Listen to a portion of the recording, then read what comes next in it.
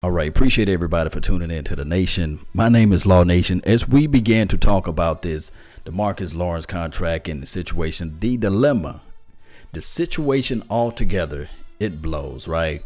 We already know this right here. Contract negotiations become ugly. It's just what it is. That's the nature of the law.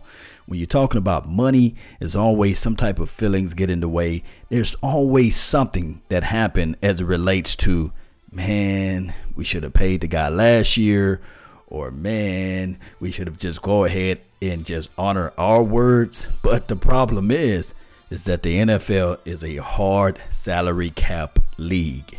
It is. There's no way you can put it. $188 million is the salary cap.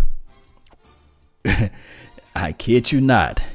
Khalil Mack, he inflated the market with 141 million. Right?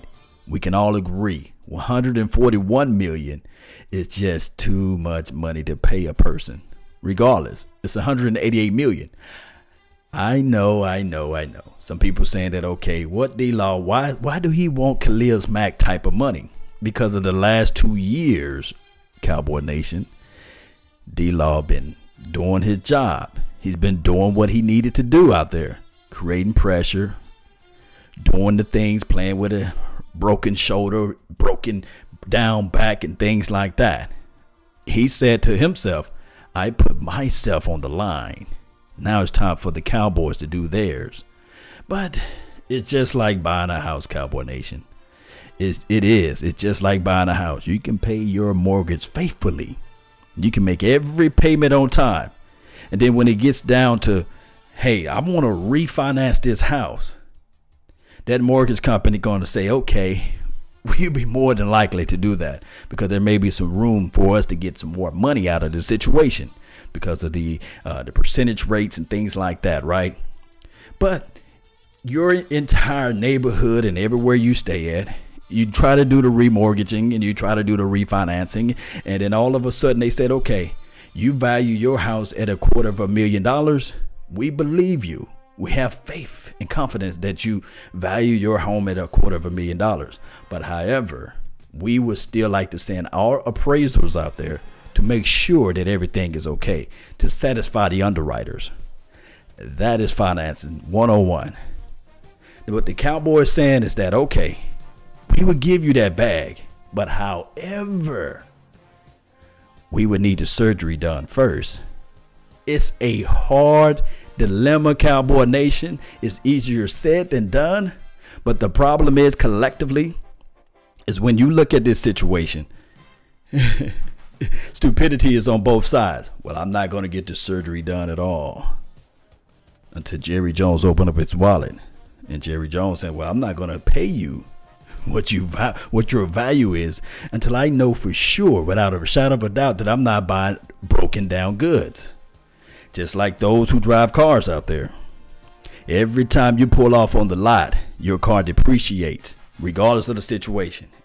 It pulls down the value of your car.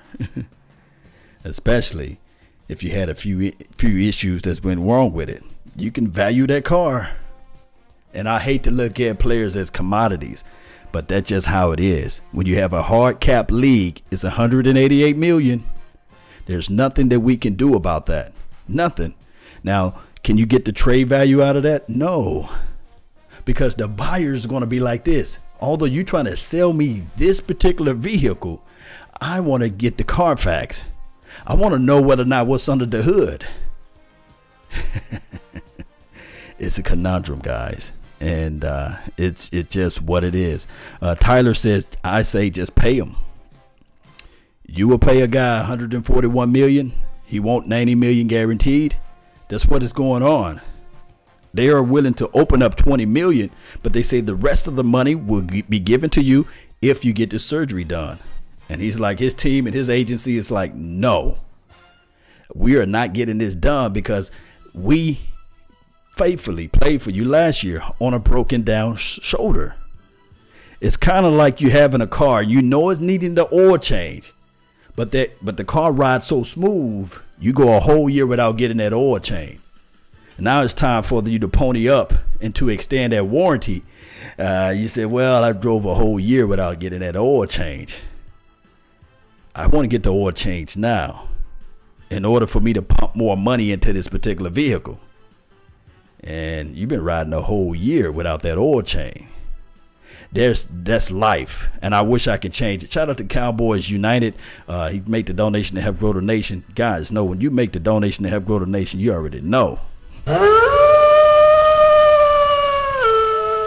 Justin Quarles, man, appreciate you, man. Thank you for tuning in. Savage Time, what's up, man? Appreciate you. Daniel Maza, appreciate you. Thank you for tuning in. Thank you for being part of the nation. Fred, what he's saying, if he pride his weight to them by law, provide the weight to them.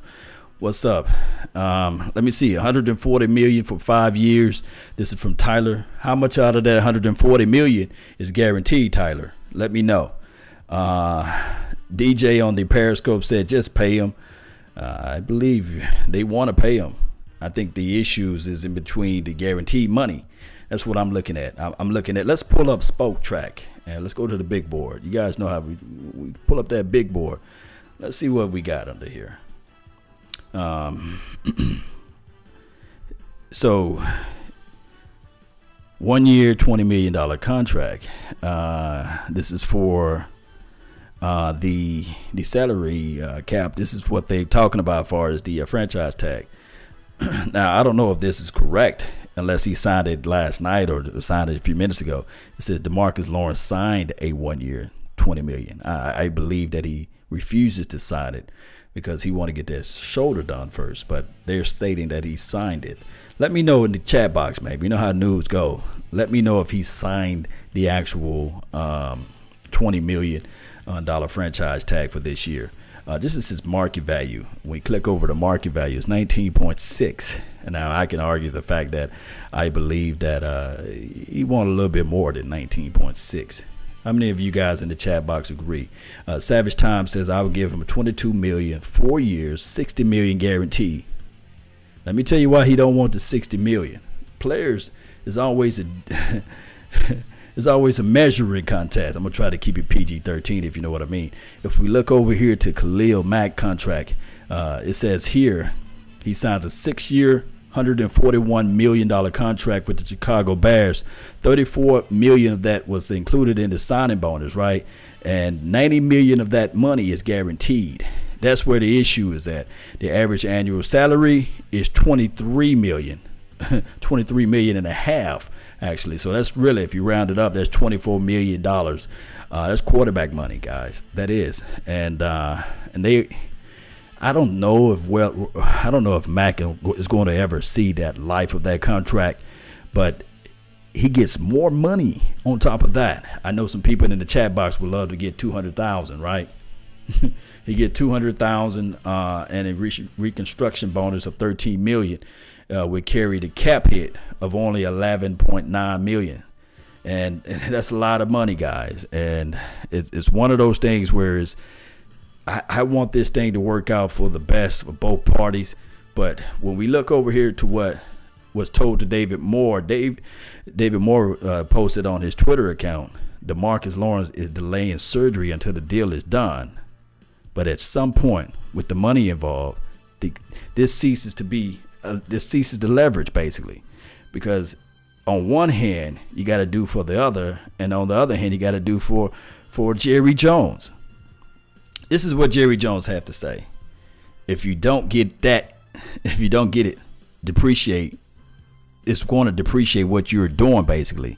So my whole issue with this whole entire situation is that, man, if he don't get the surgery done, it depreciates the whole fact of the matter that how much I'm willing to pay you. You see, the issue is with Khalil is that he didn't have PED issues. He didn't have the back issues. He just produced, you see. And, of course, 3-4 opposed to a 4-3 defensive lineman, two different responsibilities out there. So it's crazy in the sense, and then you got to pay your young guys, right? Martin, he said, Jalen Smith, 125 for 5 years. Oh, man. It's something that we got to think about, Cowboy Nation. There's something. Fever1512 says, Law, give me 500,000 and I'm good. I know you probably can manage with 200,000. I already know. Who else would draft Bosa in the top 5 pick? I know a lot of people would. And then you got to have a dancing partner in order to trade somebody, right? You got to have that dancing partner. You got to have somebody to willing to say, okay, when we trade for D-Law, we want to make sure that everything is okay and fine and dandy. But this is the other side of the coin, right? We developed D-Law. We took a gamble on a lot of situations as it relates to just picking up a player in general, you know, that we know for sure that has some issues and these sorts of things, right? But even this is how I look at it. Let me backpedal a little bit like Deion Sanders. Let me backpedal a little bit on this right quick. How I wish the NFL would look at this is that they should re-look at the actual salary cap on how it's overall run or operated. I have a solution. Yes, we know that the salary cap is only $188 million, right? Everybody have to manage their players. They're 53 men on their rosters with $188 million. Majority of that money goes to normally the quarterback. We understand that. But I would say this, for the first through the 4th picks, I think that when their contract is due on players that you drafted, I think that the salary cap should not affect those individuals. If you go out there and you draft those particular players, the salary cap should not be in full effect against those particular players when it's time for their contract to be renegotiated and updated.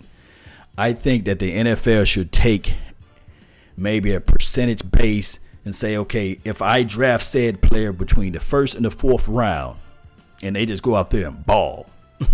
So when it get down to the salary negotiation, that their salary negotiation only take up 40% of the cap or 20% of the cap, or hell, just work with us and say 10% of the cap, it will not be affected if you renegotiate the persons that you homegrown. Because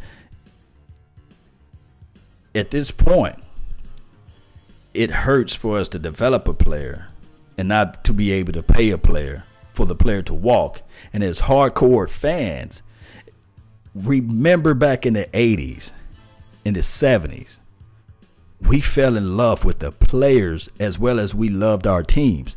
So the problem is with the NFL now is that they only look at it from the aspect of everything being just like the fantasy football league. There's nobody in particular that can say, I guess, that just recently started following football, to say, hey, I have strong love and adulation towards the team. Most of the time, the younger crowds are following players. It's like kind of like the basketball mentality. Shout out to Josh Cook. Thank you for making the donation to help grow the nation. Really do appreciate you for making this thing happen. Mate, drop 20 of them on it. Let's bring the wolves out. Yes. Appreciate it, man. I'm telling you. Sander, man, he said Billy D. Harden. What's good? Shout out to you, man. Appreciate you guys, man, for tuning in to this show. Let me know how you guys feel altogether about this. Do you really think that the NFL is doing the right thing as it relates to the fan base? Because to me personally, I understand these players want to get that bag. They really want to be able to look at it from this aspect of it. They got health on the line. They want guaranteed contracts. But at the end of the day, the loyalty to the team is still going to be to the 188 million, because there's going to be hard cuts regardless of if you look at it from a salary cap perspective. So the NFL has designed itself for us to be like, man, these teams are trashing these players. They're not being forthright. They're not being honest with these players. And then on the back end, we'll say, well, screw the team, and it's all about the underdog. D-Law is getting shafted in this situation. So I'm going to support D-Law because he's the underdog in this situation altogether. He put his life on the line. He's playing out there with a broken back. He's playing out there with a bum shoulder. And the NFL is just saying, okay, we're not going to give you what you deserve because it's too much money. And the guaranteed money aspect of it, I don't want to give it to you. And then you have the Ryan Shaziers of the world, right? Who said, hey, you see Le'Veon Bell? Look what happened to me. You see Antonio Brown? Look what happened to me. Just make sure that you guys get your guaranteed money because this football life is not guaranteed to you.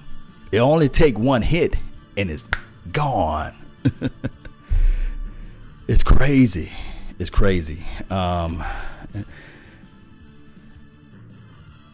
Let me see what we have here.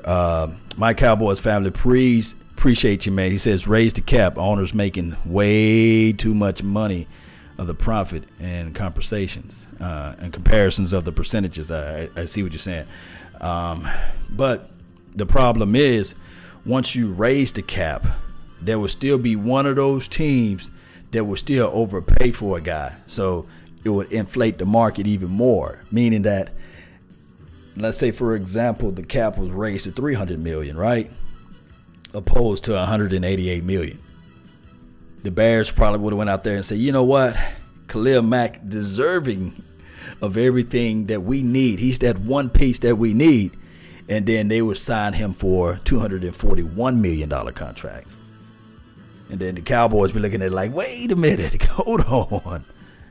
You going to sign this man for $241 million? Are you serious? Now, D-Law is going to look at his production and say, well, hell, I deserve $242 million.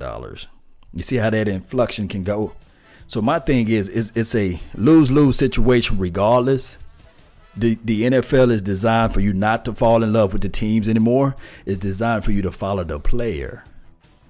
It was unheard of for players to jump on multiple teams, but now it creates that excitement. It creates those smaller markets to get a Jerry Rice or an Emmitt Smith or a Michael Irvins. And it creates new drama for you to go out there and reach into your pockets and to say, okay, now I can buy a classic jersey of this said player, and also I can buy a new jersey of this said player. So those are the issues with the salary cap. I think that they need to renegotiate it. They need to give the teams that draft well some type of bonus, some type of reconstructing deal that it don't go against the cap. That would be the only way, because the money is always far apart. Remember, it's easier said than done. Tank ain't worth the bank, though. This is from Reynold. I know, man. It's crazy. Look, I can say to you, Khalil Mack ain't worth the money. He ain't worth $141 million. And it shows that the salary cap was designed so there won't be parity in the league, right? So it won't be one team continue to win. But I say that myth has been busted, because you got the quote unquote the Patriots of the world went to the Super Bowl, and out of that conference alone, I think the Ravens went to the Super Bowl several times, and the Steelers went to the Super Bowl several times. Out of that conference, it's been the same collective teams that's out of the AFC been going to the Super Bowl. Have not been multiple teams that have been going to the Super Bowl. If you really look at it collectively. Ty, thank you for the donation to help grow the nation. Man, boy, I'm telling you.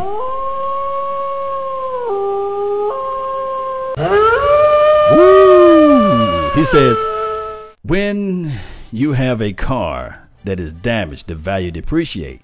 D-Law has had back issues and was suspended for PED. The shoulder issue, he doesn't want to get fixed, will be making $20.5 million. Child, please. So what he's saying is that basically, excuse me, I don't have my contacts in. He was saying that pretty much the money that he want to make, he got to get the shoulder done first, regardless of the situation. And the problem is that You just can't do it. I don't care if you have a Maserati. I don't care if you have one of those Tesla cars. I don't care if you have one of the Back to the Futures, the DeLorean 88. I don't care what you got. They're going to say before they buy this car, I want to check the Carfax. I want to be able to get this car serviced before I extend this warranty. Before I put everything into it, I want to get it done. Now, of course, you played all last year with a bum shoulder, which, hey, you did it. Hey, you rolled the car without changing the oil. But that's what negotiations do. It's a dog-eat-dog world. And to me, you can't outbid a billionaire. He got the most leverage. Jerry Jones got the most leverage in this situation, regardless of how you look at it. Regardless how you look at it, Jerry Jones hold all of the coins. Because 3 to 4 years from now, the money is still going to be going into Jerry land, whether he's here or not. But 3 to 4 years from now, DeMarcus Lawrence is depreciating. The most money he will ever make is right now. That's what his agent's telling him. And the reality of it, the agent is like, look, to be honest to you, bruh, come on. I'm getting 6% of this deal. I can't sell myself short for this. No, they ain't doing you right. The same type of talk with Earl Thomas. His agent is out there to say, okay, I want you to get the most bag. I want you to get the most coins out there. Because I understand that you want for your family to be secured and you love the Cowboys. But the Cowboys are going to be the Cowboys. Let's go get this guaranteed money right now. They only talking about 10 million for Cowboys land. I can give you 34. You can always move back to Dallas. That's just how it goes. Cowboys Abroad says car broke down in the playoff when we needed it the most. I feel you what you're saying, Cowboys Abroad. Daniel Mazza says sacks and you will get paid the big money. Yeah, I mean, last year the Cowboys had every opportunity to pay D-Law. But let's look at it. Let me do it this way. Let's look at if the Cowboys were to pay D-Law last year. Let's see how that would have transpired, or what would have happened if they were to pay D-Law last year and said, okay, we're going to take a risk and we're going to make sure that let me see if I can pull that up. I'm going to pull up his stats from last year. And we're going to flip it over to the big board. Appreciate you guys. Thank you for tuning in to the nation. All right, so we're going to look at the stats and see what would have happened if the Cowboys selected to pay D-Law last year, right? All right, so if they were to go ahead and say, okay, we're going to pay D-Law before the 2018 season, we're going to give him $17 million. Look at it from the Cowboys perspective. And I understand. I'm all team little dog, underdog, the players. I'm all team players. I want the players to get the bag. I understand. But my loyalty is with the Dallas Cowboys. I love the Cowboys. I knew the Cowboys before I even knew who D-Law was, right? So we've all been rooting for the Cowboys before we knew who D-Law was, right? So are you mean to tell me that in 2016, coming off of this production, 1 sack, that you was going to really look at D-Law and $17 million? And he said, okay, I bet on myself. So he get 14.5. Then after that year, you really was going to look at it and say, okay, can he pull off 14.5 again? And we would say, okay, maybe, just maybe. And then he pull off 10.5 sacks off of bum shoulder. So what the Cowboys are looking at it is that in actuality, he was injured this year in 2018. He played decent in 2017 as it relates to not being injured. But he played at a Pro Bowl high level, right? And then they looked at 2016 and said, he was injured. We won 13 games without him.